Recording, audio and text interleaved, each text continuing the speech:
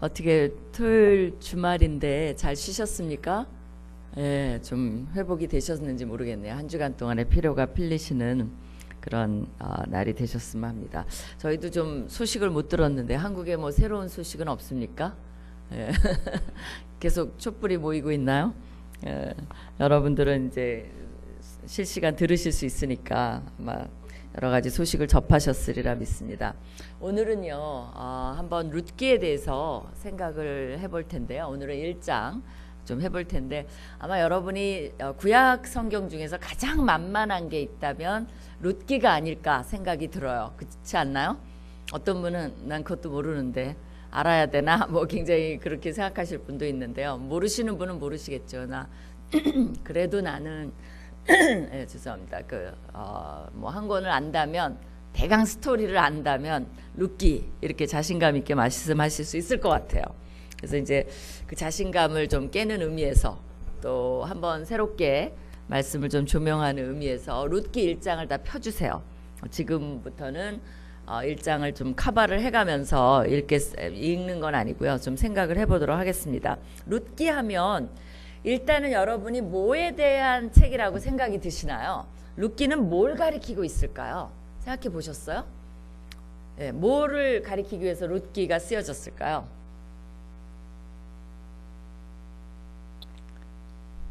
생각 안 나요? 뭘 가리킬까요? 뭐 일단 생각나는 거는 시어머니, 그죠? 며느리, 이제 룻기를 가리키는 날은 며느리들이 다 기분이 나빠요. 시어머니들이 당당하게 나와서 너 룻기, 룻 정말 손톱만큼이라도 닮아봐라. 아이 그러면서 이제 짜증내는. 그리고 이제 괜히 며느리들이 기죽는. 그런 걸 괜히 또 목사님들이 막 강조를 하시면 이제 이렇게 시어머니들이 기를 피는 뭐 그런 책이 아닐까요? 어떻게 생각하세요? 이 시어머니랑 며느리의 관계는요. 정말 남자들도 저는 마찬가지일 거라고 생각을 해요. 왜냐하면 이게 여자들의 문제가 아니라 같은 공간에서 같은 곳을 쓰면 이게 컨플릭이 생길 수밖에 없어요. 남자들도 아마 같은 직장에서 같은 사무실에서 같은 일을 하면 거기도 컨플릭이 생길 거라고 생각이 들어요. 그래서 이 세팅 자체가 컨플릭이 있는 세팅입니다. 그렇기 때문에 뭐 누가 성격이 나쁘고 효십이 없고 막 이래서 생기는 것보다는 좀 자연스럽게 발생하는 것 같아요. 저희 이제 아는 분이 시어머니를 모시고 있는데 두 분 다 살림꾼이에요. 그러다 보니까 부엌에서 이제 보이지 않는 신경전이 있는 거예요. 그래서 이제 며느리가 굉장히 이쁘게 이렇게 반찬 그릇을 예쁘고 요새 많잖아요. 사갖고 유리가 보이는 곳에 이쁘게 해놨어요. 그게 며느리가 너무 기분이 좋은 거예요. 근데 시어머니는 그게 이렇게 팔이 아파요. 그러니까 반찬을 뭐 며느리 없는데 하려 그러면 반찬 그 양념통들이 이렇게 양념통들이 위에 있으니까 팔이 아프니까 며느리만 없으면 그걸 다 밑으로 내려놔요. 그러면 며느리가 와갖고 너무 짜증 나는 거예요. 그럼 그걸 또 다 위로 올려놔요.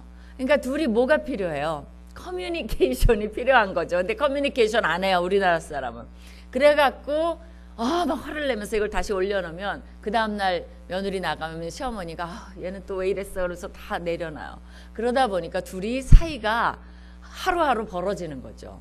정말 아무 잘못을 서로 안 했는데 서로 미운 거예요. 그죠? 이거 남자분들 이해되시나요? 전혀 이해 안 된다는 표정으로 저를 쳐다보고 있어요. 이해 안 되면 할 수 없습니다. 그래서 생기는 거예요. 근데 이제 한번 그 시어머니랑 며느리 사이에 얘기가 나왔는데요. 그 며느리들이 하는 거짓말들이 몇 개가 있어요. 뭐냐면 저는 이런 말이 있어요. 저도 나중에 어머니 같은 시어머니 될래요. 그거 거짓말입니다. 그다음에 어머니가 한 음식이 제일 맛있어요. 그것도 거짓말이에요. 자기 친정어머니가 훨씬 더 맛있다고 생각합니다. 뭐 그런 말. 또 용돈 적게 드려서 죄송해요. 다음엔 많이 드릴게요. 한 번도 안 올려줘요. 그 다음에 요새 며느리들이 정말 전화 얼른 띵 하고 이제 끊어요. 그러면 찍혀요. 근데 어머니 저기 전화 드렸더니 안 받으시더라고요. 그렇게 하고 통화를 안 해요. 근데 어머니가 보면 찍혔네, 내가 안 받았네, 이제 이렇게 되는 거죠. 그리고 요새 왜 아파트 이름이 어려운지 그거 아시죠? 시어머니들이 못 찾게 하려고 그 아파트 이름이 점점 어려워진대요. 그래서 시어머니들도 뭐 여러 가지 이제 한다 그러는데, 그리고 이제 생일 때나 이럴 때는 전부 문자를 드리는 거예요. 그럼 문자 체크 잘 안 하시잖아요. 너 왜 전화도 안 하냐? 그럼 어머 문자 드렸는데요. 그리고 보면 문자가 잔뜩 와 있는 거예요. 이제 기피하는 게 굉장히 많죠. 그 다음에 이제 시어머니가 며느리들에게 가장 하는 거짓말은 뭘까요? 우리 시어머니들 손 들어보시고 뭐 많이 하세요? 벌써 앞에서 머리가 막 숙여지 많이 하시나 봐요. 아니에요? 본인 시어머니가 많이 하셨나? 좀 더 자라. 아침은 내가 할 테니. 그거 그랬다가 어떻게 됩니까? 완전 지켜요, 그죠? 막 본인이 그렇게 말해놓고 신혼부가 오면 자라, 내일 아침 걱정하지 마 이래갖고 진짜 며느리가 퍼지게 자면 그 시아버지한테 가서 드립대 욕하는 거야. 쟤는 며느리가 왜 저래? 잘못 들였나 봐. 막 이렇게 하는 거죠. 그 다음에 또 내가 며느리 때는 그보다 더한 것도 했다. 맞을 수도 있어요. 그러나 이건 증명이 불가능. 그죠? 그거 어떻게 알아요? 그런 것도 다 거짓말이라는 거죠. 그 다음에 이거는 정말 우리 젊은 분들 아셔야 돼요. 이 생일상 이번에는 그냥 넘어가자꾸나. 그래서 요새 며느리들은 또 그래요 어머니 잘 됐네요 그러고 넘어가잖아요. 1년 동안 꼬십니다. 그럴수록 잘 차려드려야 돼요. 그런 거 있죠. 그 다음에 이제 절대 시어머니들이 하지 말아야 되는 게 뭐예요? 늙었으니 얼른 죽어야지. 정말 듣기 싫어요. 그죠? 그 말은 뭐예요? 다 알아요, 며느리들도. 오래 살고 싶으시면서 막 이러면서. 이제 그런 이제 양쪽 간의 얘기를 들어보면 팽팽한 긴장감이 있습니다. 그래서 이제 룻기 1장에 보면 유명한 시어머니가 나와요. 그래서 이제 이 시어머니는 어떤 시어머니인지 우리가 좀 생각을 해보겠습니다. 이 룻기 이제 1장을 보시면 일단은 시대적 배경이 사사시대입니다. 그래갖고 이제 있는데 진행이 이제 빨리빨리 진행이 돼요. 사사시대 유다 베들레헴 그 에브랏에 사는 사람이 흉년이 들어서 가족 전체가 이동을 해가는데 어디로 이동해가냐면 모압 땅으로 이주를 해가요. 그러니까 왜 그래요? 흉년이 들어서 먹을 게 없어서 이동을 해가요. 근데 이 가족 이름이 다 나옵니다. 이거는 대단히 언유절해요. 구약에 보면 뭐 아버지 이름이 나오면 아내 이름은 없대든가 뭐 부부가 나오면 애들 이름은 모른대든가 이런 경우가 많아요. 족장들 몇 명 빼고는. 근데 여기는 언유절하게 다 나와요. 아버지 이름은 뭐예요? 엘리멜렉. 어머니 이름은 나오미. 그 다음에 아들 이름 뭐예요? 말론과 기련이에요. 근데 여기에 보면 유다 베들레헴 에브랏 사람이라고 나오는데 유다 베들레헴은 꽤 나옵니다. 성경에 구약에. 그죠? 왜냐하면 유다 지방에 여기도 아틀란타 조지아 아니에요. 그죠? 그래서 유다의 베들레헴. 거기 이제 베들레헴 도시. 여긴 무슨 도시죠? 응? 서머나. 그죠? 서머나. 그죠? 시리. 그것처럼 베들레헴도 아주 조그만 도시예요. 여러분이 가보시면 그냥 뭐 이렇게 한두 시간 돌아다니면 베들레헴 끝. 그런 조그만 도시인데 거기 유다 베들레헴은 이제 당연한 거죠. 근데 에브랏 사람 이거는 성경이 은근히 이렇게 좀 알려주는 거예요. 여러분 주의하세요. 이렇게 알려주는 거예요. 왜 그러냐면 이 표현은 거의 안 나와요. 근데 나오는 데가 한 두 군데 정도 있어요. 첫 번째 나오는 데가 뭐냐면요. 다윗은 사무엘상 17장에 이런 말이 나와요. 다윗은 유다 베들레헴 에브랏 사람이라 이렇게 나와요. 아니나 다를까 룻기 빨리 넘겨보세요. 4장이 뭘로 끝나는지 한번 보세요. 룻기 4장이 뭘로 끝날까요? 어떤 분은 4장까지 있었나 이런 분도 있을 텐데 4장까지 있습니다. 뭘로 끝나요? 뭘로 끝나요? 다윗으로 끝나요. 아니나 다를까 유다 베들레헴 에브랏 사람이 이 세 컨비네이션은 다윗에 나와요. 또 하나 미가서에 보면 5장 2절에 이런 말이 나와요. 베들레헴 에브라다야 이런 말이 나와요. 너는 유다 족속 중에 작을지라도 이건 그 베들레헴을 가리키는 거예요. 근데 그때도 컨비네이션 뭐예요?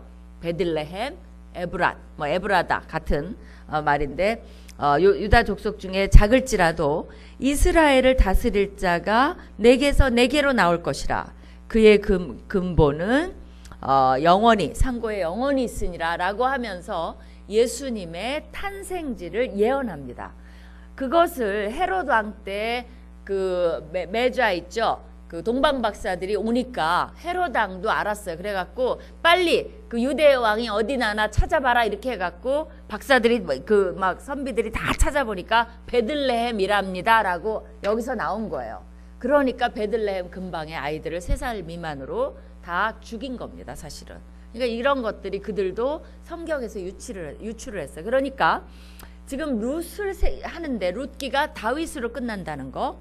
두 번째는 이들을 소개하면서 굉장히 드물게 나오는 유다 베들레헴 에브라 사람이라고 이 가족을 소개한다는 거. 이거는 벌써 구약을 아는 사람이면 연결하는 거예요. 심상치 않다. 그러니까 뭐예요? Pay attention to this 가족, 그런 거죠. 이 가족들에게 집중을 하시오, 이런 말이죠. 그래서 이제 이들이 근데 이제 그 원래 이제 그 베들레헴의 아비 에브라다야. 그래서 에브라다는 사람 이름이에요. 에브라다는 베들레헴을 세운 토박이들이에요. 우리도 왜 그 사람 이름을 따서 동네 이름 짓는 거 있잖아요. 그러니까 이건 뭘 말해주냐면 토박이들은 절대 고향을 안 떠납니다. 근데 이들이 고향을 떠났다는 거, 그것도 온 가족이 떠났다는 건 뭐예요? 이 흉년이 life and death situation이에요. 안 떠나면 다 죽어. 그러니까 할 수 없이 이들이 모압으로 갔다는 것을 알 수가 있습니다. 그리고 이제 모압 땅에 도달해서 이들이 결혼을 해요. 근데 첫 번째 며느리 이름 뭐예요? 오르바고, 두 번째가 누구예요? 룻이에요. 룻, 그죠? 제가 이제 그 어디 설교를 하러 가는데 룻 이렇게 그때는 그냥 한자 이렇게 룻하고 이제 보냈더니 주보에 딱 가서 보니까 롯 이렇게 나왔더라고요. 그래서 제가 한참 오늘은 롯에 대해서 설교하는 게 아니라 룻에 대해서 설교하겠습니다라고 한 적이 있는데요.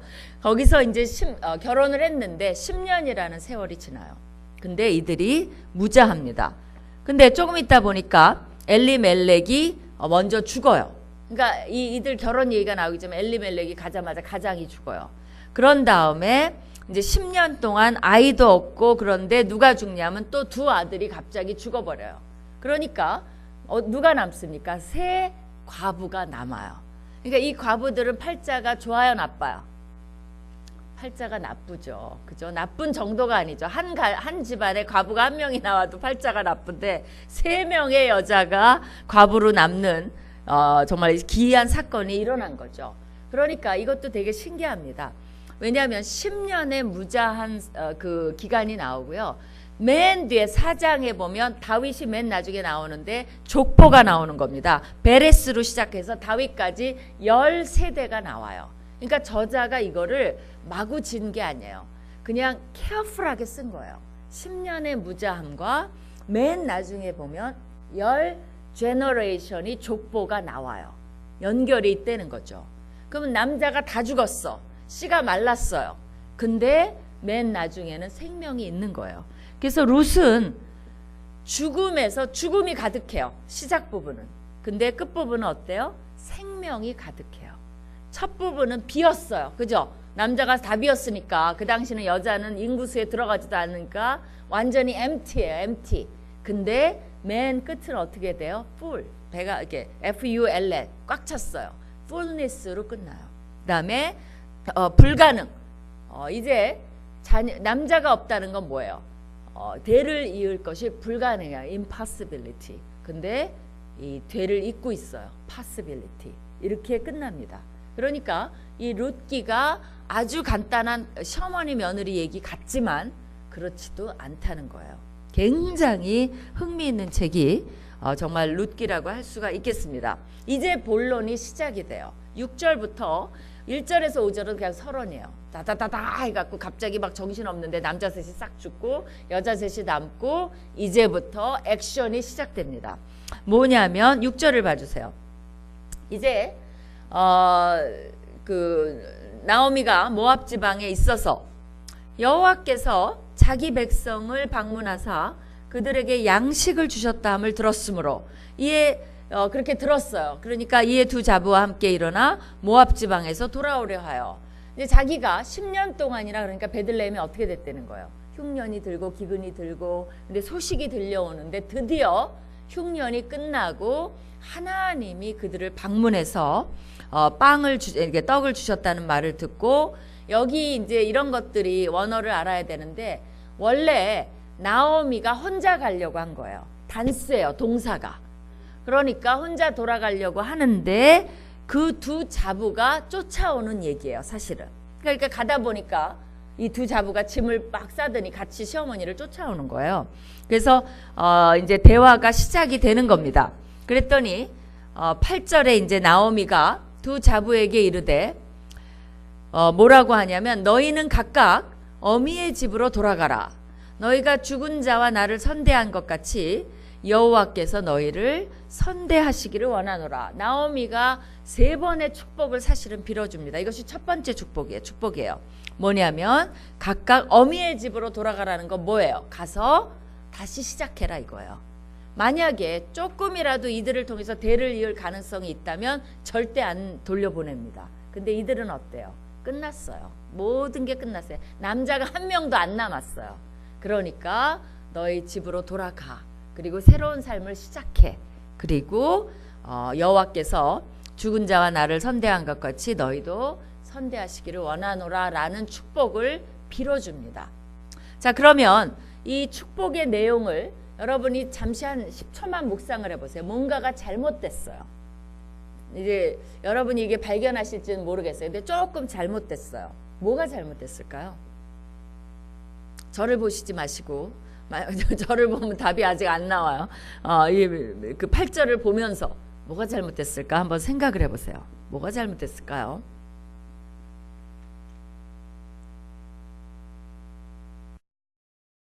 모르시겠죠? 이거 답을 맞춘 사람이 없기 때문에 제가 자신합니다. 몰라요, 여러분이. 이게 뭐가 잘못됐냐면요. 거기 보면 너희가 죽은 자와 나를 선대한 것 같이 여호와께서 너희를 선대하시기를 원하노라. 이 선대라는 단어는 어마어마하게 중요한 단어예요. 요 히브리어 단어 하나는 외우시면 좋아요. 뭐냐면 헤세드라는 단어예요. 들어보셨나요? 헤세드. 이 단어는 어떻게 설명할 길이 없어요. 우리나라의 한이라는 단어랑 비슷해요. 한을 설명할 길이 없습니다. 그래서 한을 뭐라고 하시겠어요? 앵거? 그건 아니죠. 앵기쉬? 그렇게 번역할까? 우리 번역자라는 친구가 해봐. 앵기쉬? 그것도 아니죠. 사실은 뭐 앵거 플러스 앵기쉬 플러스 히스토리칼리 운디드 하트 플러스 뭐 민중의 어떤 그런 그 여러 가지가 sorrowfulness 뭐 이런 게 합해진 단어예요. 그러다 보니까 하도 이 한이 번역하기가 힘드니까 아예 고유명사화했어요. 국제 그 학계에서. 그래서 그냥 한으로 합니다. 대명사로 써서. 그러니까 고유명사로 써서 HAN 하고 그 밑에다 주석을 달아서 이런 굉장히 이게 역사적으로 깊은 뭐 우리 민족의 뭐 시름이 얽혀 있는 뭐 이런 거 쫙 이렇게 풀어서 써요. 근데 이 헤세드라는 단어는 그 정도로 고유명사화 돼 있지는 않지만 거의 그래요. 번역이 안 됩니다. 그래서 여러분이 번역만 찾아봐도요. 인애, 자비, 양선, 여기는 뭐라 해? 선대, 뭐 굉장히 많은 걸로. 그 다음에 영어도요. 이 헤세드가 한 단어로 안 되니까 loving kindness 그렇게 되는 거예요. loving 그냥 love도 아니에요. kindness도 아니에요. loving kindness. 그 다음에 loyal love 그건 뭐예요? 충성스러운 사랑. 이렇게 합해져 있는 것이 이 선대라는 그런 단어예요. 굉장히 좋은 단어예요. 그러니까 일단 나오미가 축복을 해주는데 아주 좋게 축복을 해줬다는 거예요. 근데 what's wrong? 뭐가 잘못이죠? 이렇게 생각을 해봅시다. 우리 목사님 오늘도 대접을 우리 너무너무 잘 받았어요. 정말 음식들을 쫙 차려주시고 그랬는데 이제 유 목사님이 가서 기도를 해줘요. 어떻게 기도하시죠, 목사님? 오늘 이렇게 맛있는 음식을 차려주시고 정성껏 준비해 주신 이 가정 위에 대개는 목사님이 좋아하는 숫자 뭐 30배, 60배, 100배 또 아니면 목사님들이 뭘 쓰시죠? 7배 아니면 70배 그거 많이 성경적인 숫자니까 쓰셔서 그렇게 축복을 해주시길 원합니다 라고 기도를 하죠. 그래서 눈을 딱 뜨면 어때요? 주인이 너무 기분이 좋아요. 그래서 목사님 많이 드세요 하고 국을 따뜻하게 가져올게 하고 막 음식을 내와요. 그렇죠? 안 그러시나요, 여러분들은? 대접을 안 하시나요? 막 그래요. 그래서 이제 목사님 기분 좋게 이제 식사를 하시는데 만약에 목사님이 이렇게 기도를 했다고 합시다. 하나님, 이 가정에서 오늘 음식을 준비한 만큼만 복을 주시옵소서라고 기도를 했어요. 그리고 딱 눈을 떠요. 그럼 주인이 어떻게 되죠? 목사님 빨리 드시고 가세요. 그렇게 할 수 있죠. 그죠? 근데 이 말이 그냥 여러분이 읽을 때 모르는데 약간 그런 말이에요. 뭐냐면 나오미가 며느리들에게 복을 빌어주면서 뭐라 그러냐면 여호와께서 이 며느리들이 죽은 자와 나를 나에게 잘 대해준 것 같이 그만큼만 여호와여 이들을 선대해 주시옵소서라고 복을 빌어줘요. 왜 그럴까요? 이 시어머니가 짠 시어머니예요? 짠돌이 시어머니예요? 아니죠. 여러분이 이 며느리들에게 뭐라 그랬어요? 어미의 집으로 돌려보냈죠. 그러니까 좋은 시어머니야, 나쁜 시어머니예요? 좋은 시어머니예요. 근데 이렇게 기도해요. 왜 그럴까요? 왜냐하면 나오미가 좀 상태가 안 좋습니다. 왜 안 좋아요? 왜냐하면 하나님이 자기의 남편과 아들들을 다 데려갔다고 믿기 때문에 그래요. 그래서 두려워요. 그러니까 하나님 나에게 복을 안 준 거는 내가 참아요. 그러나 이 며느리들이 나한테 잘했습니다. 그러니까 제발 이 며느리들은 다치지 말아주세요. 이 며느리들이 우리에게 잘한 만큼이라도 이들에게 복을 빌어주세요 라고 복을 빌어준 겁니다. 그러니까 며느리랑 사이가 안 좋은 게 아니라 나오미가 누구랑 사이가 안 좋아요? 하나님과 지금 사이가 불편한 겁니다. 그렇게 해서 일단은 축복을 해서 돌아가라고 얘기를 해요. 그랬더니 그 다음에 이제 두 번째 축복을 빌어줍니다. 9절이에요. 여호와께서 너희로 각각 남편의 집에서 평안함을 얻게 하시기를 원하노라 하고 그들에게 입맞춤해. 두 번째 축복은 뭐예요? 가서 남편 찾아보라는 거예요. 나 따라오지 말고 가서 남편들 찾아서 행복하게 살아. 이 시어머니 좋은 시어머니예요? 나쁜 시어머니예요? 좋은 시어머니죠. 그죠? 맞아요? 이런 시어머니 없습니다. 그러니까 이럴 때는 어떻게 해야 돼요? 며느리들이 빨리 기회를 잡아야죠. 어머니 따라가고 싶은데 어머니가 정 그러시면 저희가 어머니 말에 순종하겠나이다 라고 돌아가면 돼요. 빨리. 근데 이 며느리들이 어떻게 했다는 거예요? 이 며느리들이 소리를 높여 울며 나오미에게 이르되 아니니이다. 우리는 어머니와 함께 어머니의 백성에게로 돌아가겠나이다 라고 말했어요. 싫다는 거예요. 결혼 안 하겠다는 거예요. 어머니 따라 가겠다는 거예요. 이 며느리들이 좋은 며느리예요? 나쁜 며느리들이에요? 확신이 안 서요? 좋은 며느리죠. 왜냐하면 여러분이 아마 이렇게 느낄 거예요. 아니 빨리 설교를 하시지 왜 그렇게 질문을 많이 하시는 거야. 왜냐하면 한국 사람 질문하는 거 싫어하거든요. 좋은 며느리들이에요. 왜냐하면 가래는데 안 가요. 그러니까 나오미가 이번에는 결심을 하고 아마 룻기에서 가장 긴 스피치를 합니다. 이거는 며느리들의 마음을 돌이키기 위한 거예요. 그래서 긴 스피치를 설득을 하는데 3번의 설득을 해요. 구약에서 3-4번이면 뭐냐면 최상급이에요. 구약의 히브리어는 최상급이 없습니다. 그렇기 때문에 반복을 해요. 3-4번을. 그러니까 여러분 이사야에서 그 스랍들이 어떻게 해요? 거룩하다 거룩하다 거룩하다 3번을 하죠. 왜 그런 줄 아세요? The holiest란 말이 없어요. 그러니까 저도 그걸 이해를 못했대요. 왜 이렇게 스랍들이 인형이야 이러고 거룩하다 이러고 있게. 그게 아니에요. 뭐냐면 가장 거룩하신 분을 히브리어로 얘기를 하려니까 3번을 반복하는 거예요.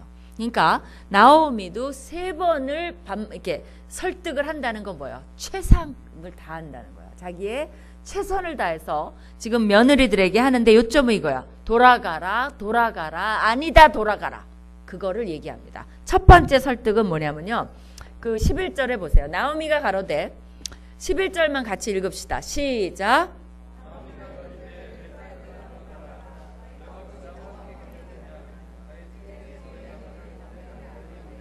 그게 첫 번째 설득이에요. 뭐냐면 내 딸들아 돌아가라. 근데 너희가 어찌 나와 함께 가려느냐. 내 태중에 너희 남편을 둘 아들들이 있느냐. 이게 뭔 소리예요 갑자기. 이렇게 이상한 소리가 어딨어요. 가람 가지 뭐 내 뱃속 이게 뭘 말하는 겁니까? 이거는 여러분이 잘 아는 계대 결혼을 얘기하는 거예요. 지금 너희들이 나 따라와봤자 지금 내 뱃속에 아들이 있니? 그건 뭐예요? 지금 나오미가 아들을 낳으면 계대 결혼으로 가능해요. 이 며느리들이 이 아들들에게 들어가서 그게 그거잖아요.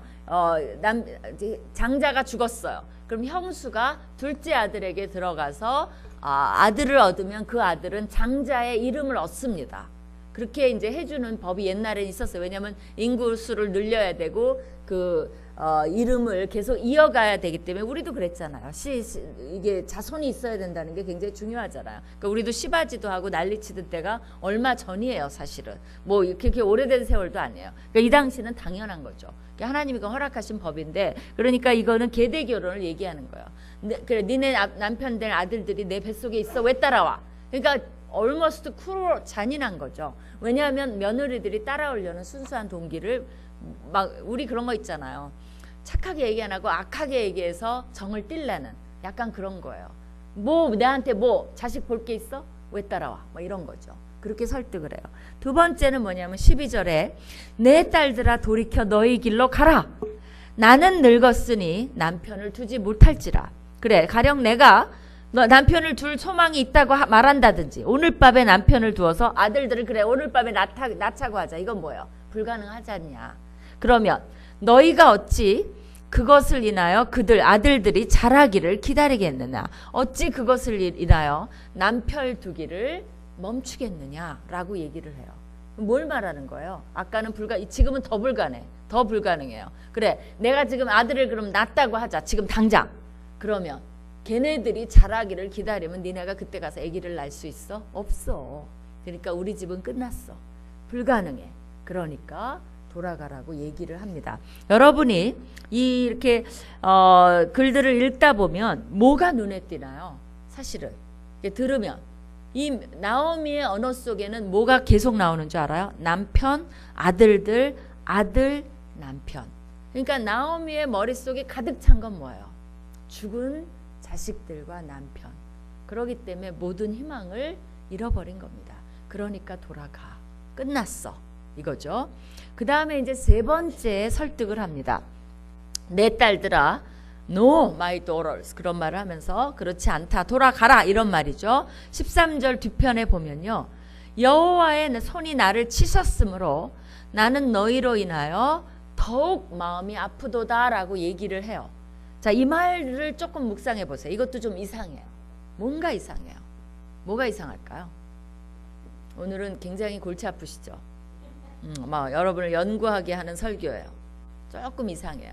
여호와의 손이 나를 치셨으므로 나는 너희로 인하여 마음이 더욱 아프도다. 뭔 소리일까요?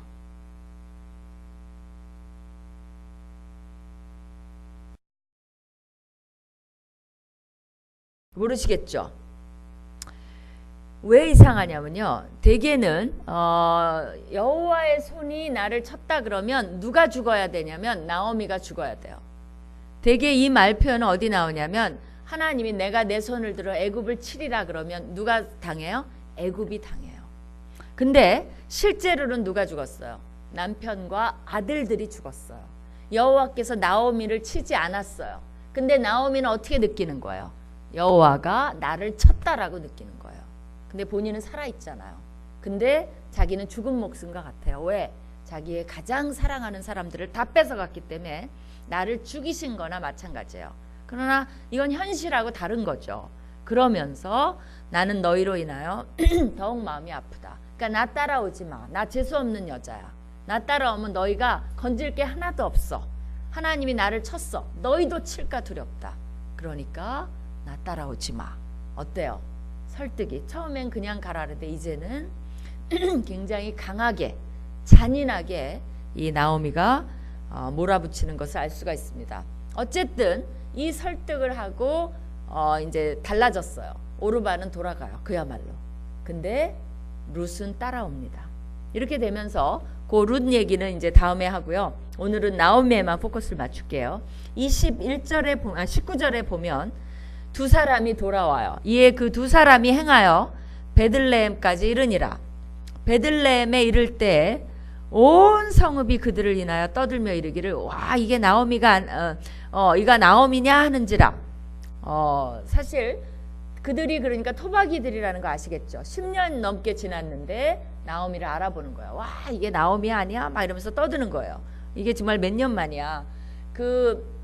여자들이 만나서 하는 가장 넘버원 거짓말이 뭔지 아세요? 질문이 오늘 질문 되게 많아요.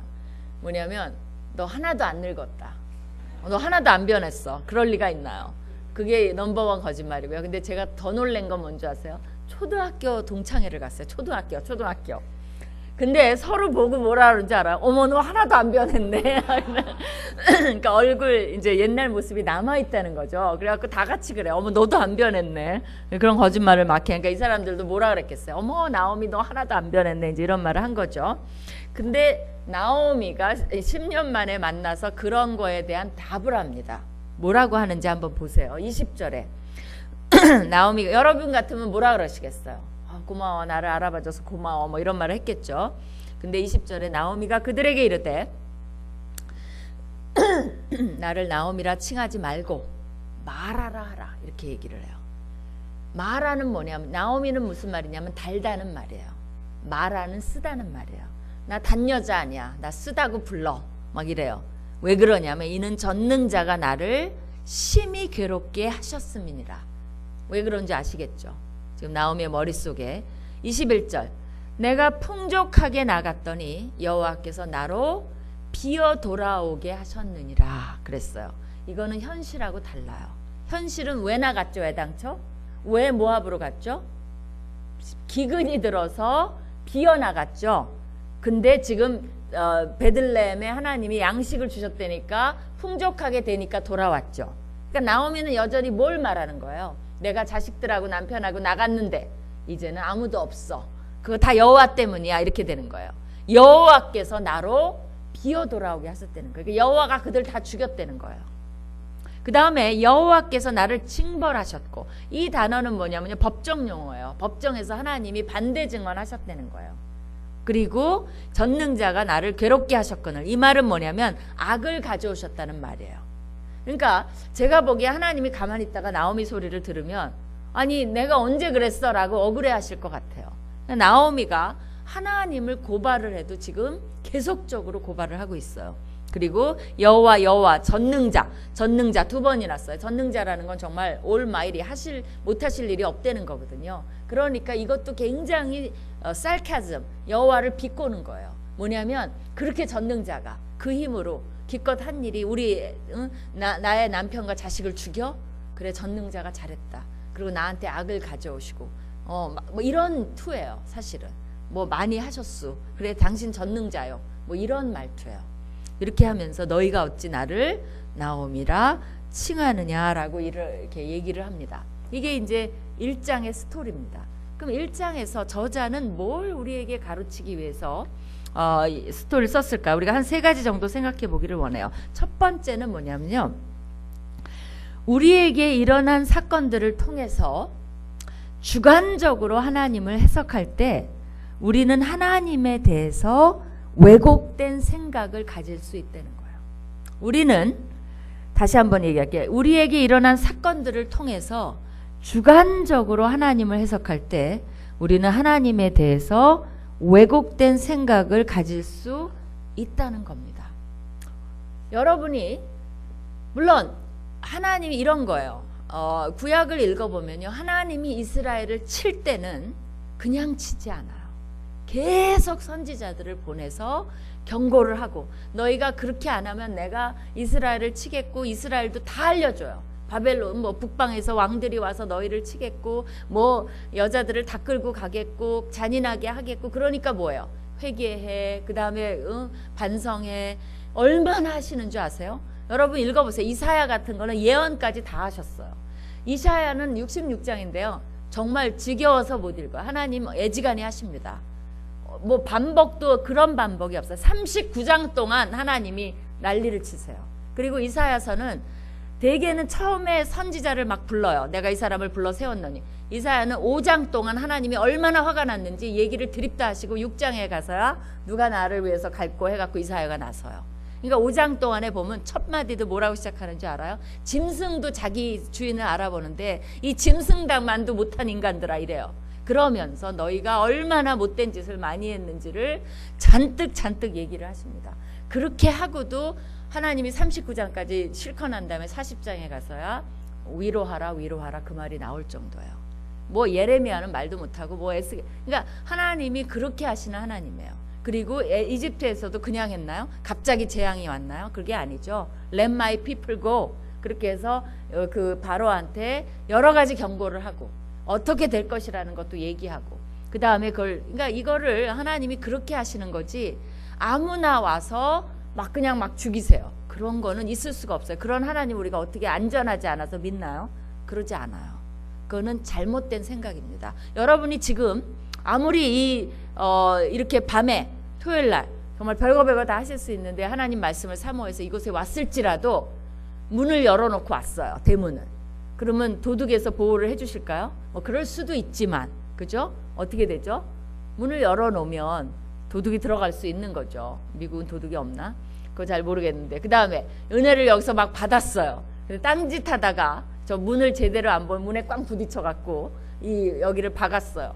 그러면 그게 하나님이 일부러 하신 거예요?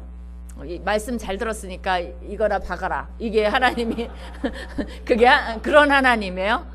아니죠. 그죠? 나는 운전을 잘하고 갔는데 이 술 취한 인간이 와갖고 여기 계속 사고 난 거 제가 봤는데요. 이번에 와서도 술 취한 인간이 와서 내 차를 박았어. 그럼 어떻게 하는 거야? 하나님이 얘를 술 취하게 해갖고 그 다음에 기다리고 있다가 얘 박아라. 그래서 은혜 받고 나오는데 내 차를 그렇지 않죠. 그죠? It happens. 그죠? 우리가 조심하나 이게 하나님이 만들어 놓은 원리예요. 공부 열심히 안 해? 근데 기도를 열심히 했어. 그날 저녁에 성적이 쑥쑥 올라가요? 그건 말이 안 되죠. 그러니까 뭐 나치 이런 것도 다 하나님이 하신 거예요. 나치를 키워서 이 사람 히틀러를 해갖고 막 그다음에 유대인 다 죽여라. 그런 게 아니죠. 그죠? 그렇기 때문에 우리가 그런 것들에 대한 답은 없습니다. 그러니까 우리가 절대로 어떤 사람이 나한테 무슨 일이 일어났는데 그거는 그랬기 때문이에요 라고 말하면 안 돼요. 그런 짓을 한 사람이 누구냐면 욥의 친구들이에요.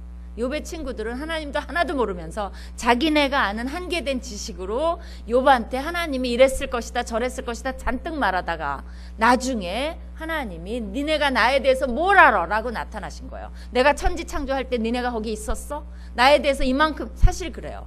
하나님이 우리한테 성경을 통해서 계시하지 않으면 우리는 하나님에 대해서 하나도 모릅니다. 가르쳐 주신 것만 아는 거예요. 그렇기 때문에 지금 나오미는 뭐를 하고 있는 거예요?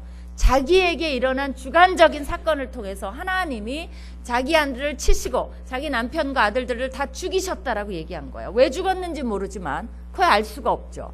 죽을 수 있죠. 그죠? 병에 들면 죽는 거예요. 우리가 아무리 예수님을 잘 믿어도 조심 안 하면 우리 아들도 그래요. 지금 그 10대 청소년이 있는데요. 맨날 잘난 척하고 겨울에도 이거 다 풀어헤치고 막 목도리 하라 그래도 흥흥 하고 자전거 휙 타고 가다가 그날 저녁에 반드시 감기가 걸려요. 안 걸리는 적이 없어요. 그러니까 그게 자기 잘못이지 하나님이 감기 걸려라 그런 건 아니잖아요. 그렇죠? 그러니까 우리가 그런 것들을 봐야 돼요. 우리 알 수 없어요. 왜 이런 일이 생기는지는 nobody knows. 제가 이런 적 있어요. 이제 남편이랑 저랑 이스라엘을 가는데 조금 구약 학자들이 가고 이렇게 학자들만이 갈 수 있는 관광지가 아닌 곳을 이제 가게 됐어요. 그래서 이제 애를 데리고 갈 수도 없고 이래갖고 어렸을 때인데 걔를 집에 놔두고 우리가 이제 좀 오랜 기간 갔다 오기 때문에 어렌지를 다 해놨어요. 뭐 누가 보고 어쩌고저쩌고 다 해놨어요. 그리고 매일매일 설명을 했어요. 우리가 이제 엄마 아빠가 너를 사랑하고 너를 두고 가는데 다 누군가 돌봐주실 거고 어쩌고저쩌고 매일매일 얘기를 했어요. 드디어 가는 날이 됐어요. 그래갖고 짐을 싸면서 잘 있고 알지 딱 이렇게 다 설명을 했어요. 그랬더니 얘가 하는 말이 뭔지 알아요? 자기네들끼리만 가고. 그래서 제가 그때 깨달은 게 있습니다.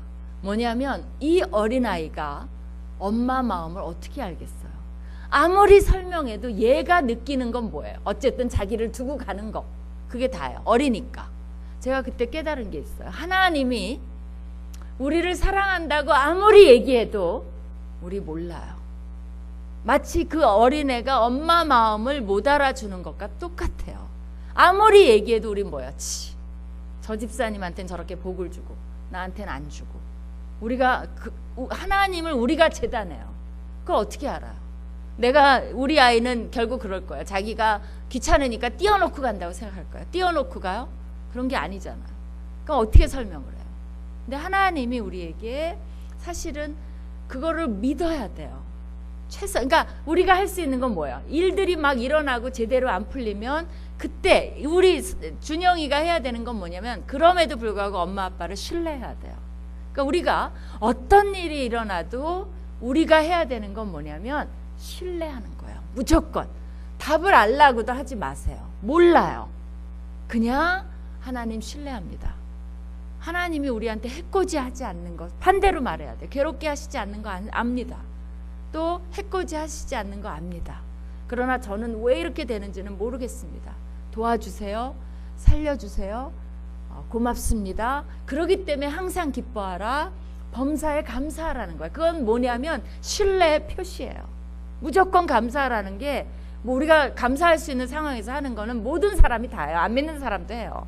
근데 우리가 그럼에도 불구하고 하나님 감사해요 라고 할 수 있는 건 신뢰합니다라는 표시예요. 그렇기 때문에 여러분이 절대적으로 해야 되는 것은 정말 이 나오미처럼 하면 안 돼요. 나오미는 신학이 잘못됐어요. 자기의 일어난 모든 일을 가지고 지금 하나님을 재단하고 있어요. 우리가 그런 일을 너무나 많이 합니다. 어제 그랬죠. 제가 우리가 하나님을 모른다고. 몰라요. 요만큼 알아요. 아는 것도 성경의 일부분을 알아요. 그만큼 아는 거 가지고 그나마 또 하나님을 재단해. 그러면서 신앙생활을 하니까 신앙의 성숙이 더딘 거예요. 그리고 맨날 그 자리에 있는 거예요. 10년을 20년을 설교를 들어도 그냥 하나님을 아는 깊이와 관계가 요만큼 뿐이 안 되는 거예요.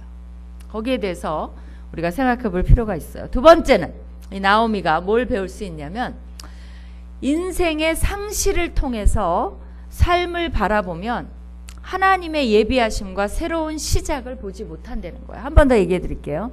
인생에 잃어버린 것, 그것을 통해서 삶을 바라보면 하나님의 예비하심과 새로운 시작을 보지 못한다는 거예요. 자신이 잃어버린 것, 내가 가질 수 없는 것, 가지지 못한 것을 통해 삶을 보면 하나님이 나에게 새롭게 공급해 주시는 것을 못 느껴요. 왜?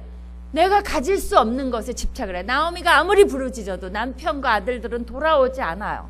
근데 나오미는 계속 그 얘기만 하는 거예요. 그거는 돌아오지 않고 자기의 에너지와 잠재력과 달란트의 많은 부분들이 소실이 돼요. 내가 없는 거에 초점을 맞춰.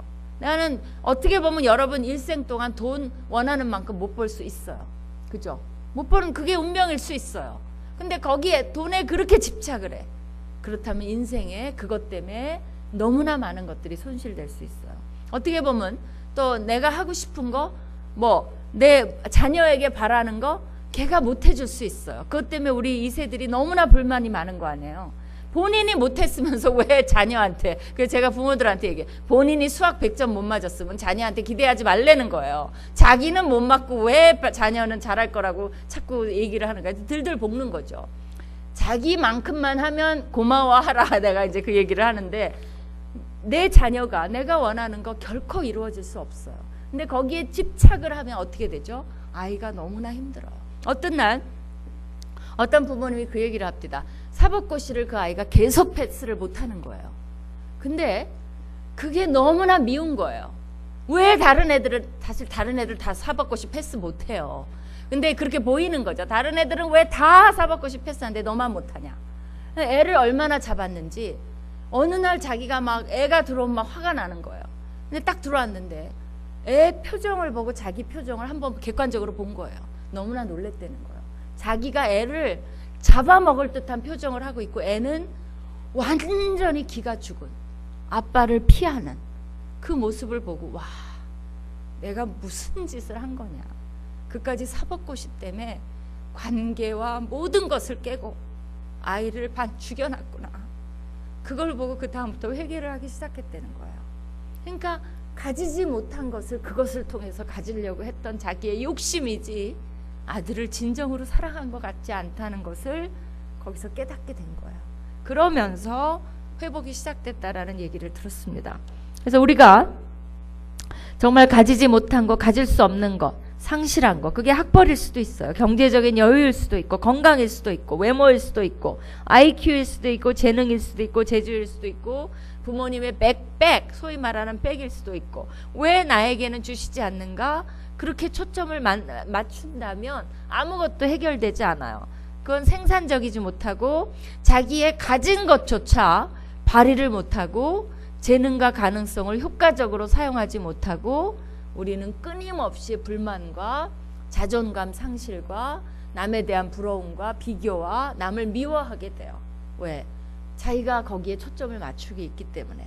우리 유명한 그 사람이 있는데 희아라고 들어보셨죠? 못 들어보셨나요? 얘는 장애자인데요. 양손을 다 합쳐서 두 손가락 이렇게 돼 있어요. 손가락이 보셨나요? 지금은 그렇게 많이 안 나오는데 옛날에 한동안 많이 나왔습니다. 이렇게 네 손가락으로 태어났어요. 그뿐 아니라 무릎 아래 다리마저 없고 선천성 1급 장애아인 이 희아는 처음에 태어났을 때 무릎도 없고 애가 이제 정말 장애자죠. 그러니까 아버지가 얘는 모든 사람이 저 손가락을 보면 저주할 거라고 싫어할 거라고 입양시키자 그랬는데 엄마가 안 된다 그래갖고 그 아이를 껴안고 이제 살아갑니다. 그러면서 얘한테 뭐를 가르치냐면 그나마 손가락으로 할 수 있는 게 피아노 얘 띵띵띵띵 하는 거 보고 얘한테 피아노를 가르쳤어요.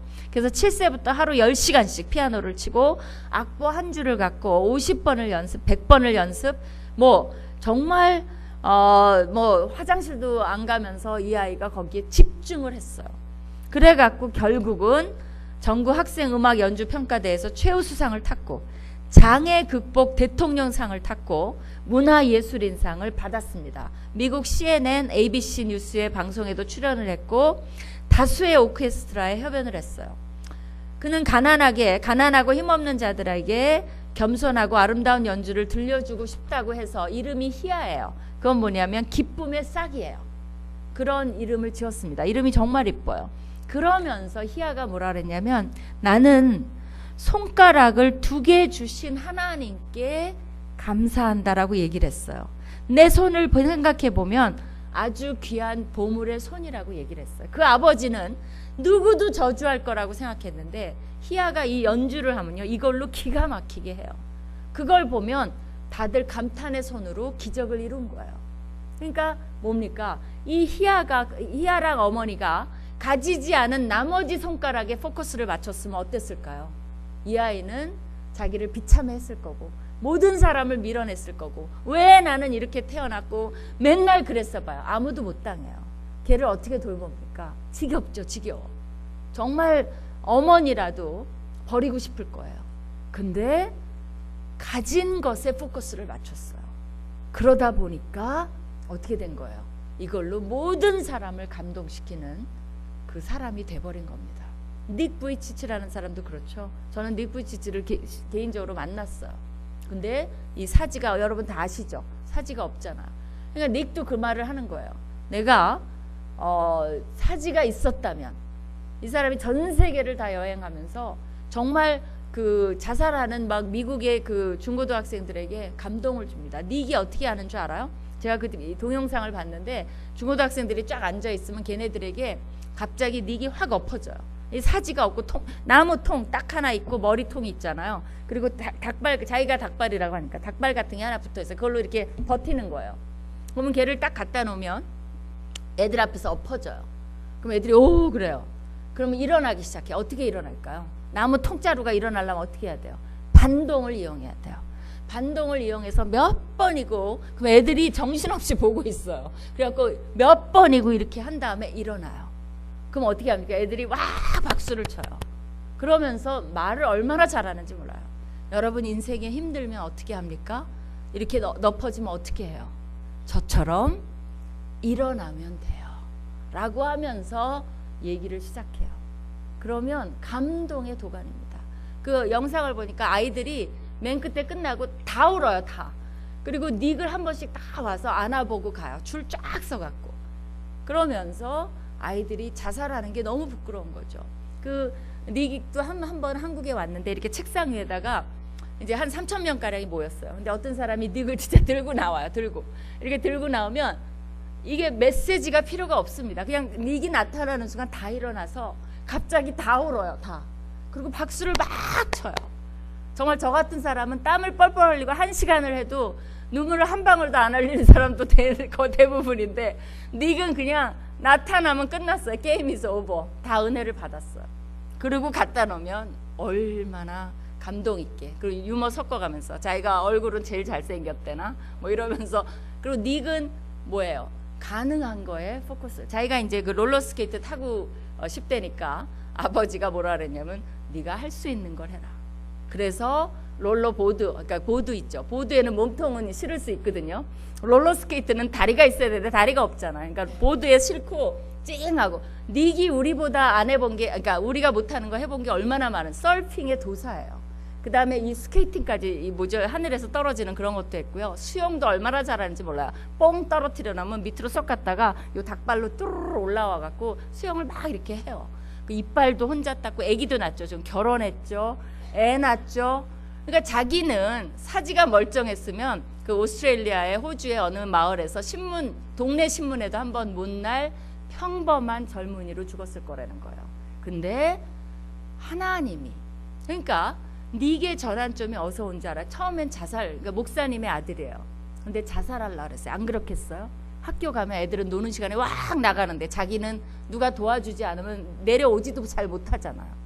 그러니까 그 삶이 어땠겠어요? 그러니까 맨날 엄마가 집에 오면 이래요. 엄마 나는 죽어야 돼. 나는 뭐 쓸모가 없어. 그럼 엄마가 아니야. 하나님이 널 사랑하셔. 괜찮아. 그럼 알았어. 그리고 또 가요. 가면 현실이 그렇잖아요. 매일. 그러니까 또 집에 와서 엄마 나는 죽어야 돼. 쓸모가 없어. 그럼 엄마가 아니야. 괜찮아. 그걸 보내요.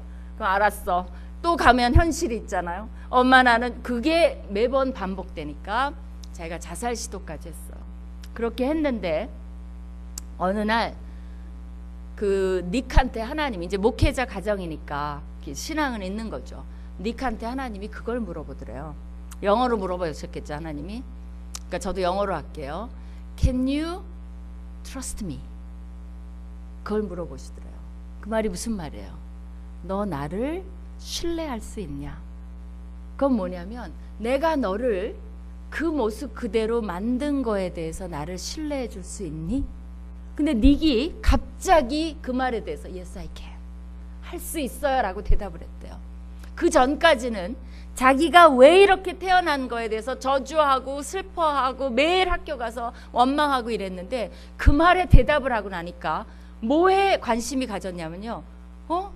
하나님이 왜 그 말을 했지? 무슨 일이 생길라 그러지? 왜 그러지? 그래서 그 다음부터 가능성, 기대감을 갖기 시작한 거예요. 그러면서 이 간증도 하고 스피치도 하면서 이제 닉이 놀라운 그런 능력이 있다는 걸 발견을 하고 전 세계를 안 다닌 데가 없고 우리나라 TV에도 나왔고요. 대단합니다. 그건 뭐예요? 닉도 가지지 않은 거예요. 근데 닉이 아직 그 되게 스토리가 찡한 게 비밀이 하나 있어요. 꼭 신발 2개를, 그러니까 신발을 사서 옷장에 넣어놓습니다. 그러니까 소원이 뭐냐면 언젠가는 하나님이 다리를 주시는 기적을 베풀지 않을까. 그래서 신발을 꼭 넣어둔대요. 그거 불가능하죠. 근데 거기에 포커스를 맞췄다면 닉은 누구도 가까이 가고 싶지 않은 천덕꾸러기가 됐을 거예요. 그래서 여러분 삶에 우리가 다 마찬가지예요. 누구나 다 인간은 가지지 않은 것에 포커스를 맞춰요. 근데 여러분이 가진 거, 할 수 있는 거, 하나님이 주신 게 뒤져보면 너무나 많습니다. 그리고 그걸로 다른 사람을 일으킬 수 있는 것이 너무나 많아요. 나는 못해요. 그런 거 없어요. 그건 사탄이 하는 소리예요. 그리고 의외로 뒤져보면 놀라울 정도로 많아요. 의외로 너무나 많은 일을 할 수 있고, 그러기 때문에 하나님이 우리한테 기대를 갖고 계신 거예요. 그래서 나오미는 뭐에 초점을 맞췄어요? 가지지 못한 거. 근데 사실 나오미가 되게 잔인한 거예요. 새로운 시작을 못 본다 그랬죠. 거기 누가 따라왔어요? 룻이 따라왔어요. 근데 나오미가 뭐라 그랬어요? 자기 비어 돌아왔대요. 그럼 룻은 뭐예요? 룻은 완전 무시. 왜? 그게 자기가 원한 게 아니에요. 우리가 잘 보세요. 어떨 때는 보지 못해요. 왜? 내가 원하는 걸 안 줬으니까. 근데 사실은 하나님의 예비하심은 뭐냐면 룻이에요. 룻. 그 룻이 어마어마한 일을 해냅니다. 그거를 나오미는 보지 못해요. 그래서 여러분이 내가 원하는 건 이건데라고 하고 있으면 인생은 망쳐요. 누구도 그 사람 옆에 가지고 옆에 가고 싶지 않아요. 근데 주의를 그럴 때일수록 돌아보세요. 그러면 여러분 삶을 잘 보세요. 누군가 있어요. 엉뚱한 사람도 있어요. 엉뚱한 일도 기다리고 있어요. 그것이 하나님의 새로운 시작의 예비하심이에요. 그렇죠? 그런 것 있으시죠? 근데 그걸 감사하지도 않아요. 왜? 그게 내가 원하는 게 아니니까. 근데 그 일을 통해서 놀라운 일들을 하신다는 겁니다. 마지막으로 세 번째, 믿음으로 사는 삶은 상황에 의해 좌우되지 않습니다. 그래서 여러분이 너무나 이 고통 같은 걸 싫어하잖아요. 하나님, 나는 아무 고통 없이 살게 해주시옵소서. 너무 기도하지 마세요. 그럼 어떻게 되는 줄 아세요? 하나님이 그래, 내가 소원을 들어주마. 너가 오늘 밤에 나랑 천국에 나와 함께 있을 것이다. 그래서 빨리 데려가는 수밖에 없어요. 왜? 이 세상은 여러분 천국이 아니에요. 여기는 악이 난무해 있고 악한 영이 지배하고 있고 우리도 날마다 그 시험을 받고 있고, 그 다음에 우리는 아무리 잘해도 세상이 그렇잖아요. 뭐 북한에 태어난 사람 보세요. 그 북한 사람들 우리보다 다 열악해, 그러니까 그걸 뭐라 하죠? inferior. 열등해서 거기 태어났고 우리는 우월해서 지금 이루고 있나요? 아니죠. 어쩔 수 없어요. 그런 세상에서는 고통을 받게 돼 있어요. 지금 아프리카의 베네수엘라인가? 거기 보면 베네수엘라 돈을 뭐 이만큼을 줘도 요만큼 물건 하나 산대. 그러니까 여러분이 돈을 체험해 보고 싶으면 거길 가보면 알아요. 그러면 돈이 어마어마하게 만질 수 있어요. 그래도 뭐 두부 한 모 사기가 힘들다는 겁니다. 그러니까 그런 나라들은 치리자 한 명 잘못 만나서 엉망진창이 돼버린 거죠. 지금 우리나라는 어떻게 됐어요? 전 세계가 지금, 그리고 당분간 여성 리더십은 끝장입니다. 끝장. 우리가 제일 싫은 게 그거야. 여자들 세워놨더니 저런다고 할까봐 우리도 지금 조마조마하고 있습니다. 그러나 어쨌든 뭐 그런 거죠. 그렇기 때문에 세상은 그런 거예요. 그러니까 여러분이 기대하시라 이거예요. 그거를 뭐 좋아지겠지? 천만의 말씀이에요. 우리 보고 좋게 하라는 거예요. 그 세상을 힘들지만 조금이라도 빛을 비추라는 거예요. 그래서 오히려 세상 사람이 우리 때문에 희망을 갖게 만드는 것이 그 하나님 뜻인데, 우리는 뭘 바라냐면 왜 저 사람들이 못되게 굴고 왜 저 사람들이 나를 괴롭히고, 그렇게 하면 안 되죠. 내가 정말 그러니까 요새 우리 그런 말이 있어요. 신뢰할 사람이 아무도 없다라고 얘기를 해요. 지금 막 다 배반하고 막 이러니까. 근데 저는 이렇게 말해요. 그렇게 말하지 말고 우리라도 신뢰할 만한 사람이 되자는 거예요. 그러니까 정말 신뢰할 친구 한 명만 있으면 행복해요. 그러면 우리가 why don't we? 그런 사람이 돼주면 어떠냐는 거예요. 그럼 남을 내가 그냥 별일 안 해도 신뢰할 만한 사람, 남의 비밀도 지켜주고 남의 흠을 감춰주고 잘 도와줌으로써 그 사람에게 행복을 안겨줄 수 있어요. 그런 많은 일들을 할 수 있습니다. 이제 내일 룻에 대해서 아침에 공부를 할 거예요. 그럼 여러분이 왜 제목이 룻인지를 발견하게 되실 겁니다. 그래서 이 세 가지 우리 삶 속에서 기억하시면 좋을 것 같아요. 뭐죠? 다시 복습해 볼까요? 첫 번째 뭐예요?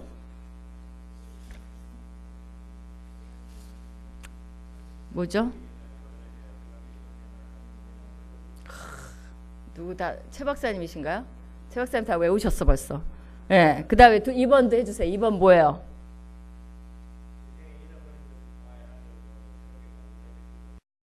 예, 제 말을 막 바꾸시기까지 하셨어. 세 번째는요. 그렇죠. 믿음으로 사는 삶은 상황에 좌우되지 않는다. 같이 기도하시겠습니다.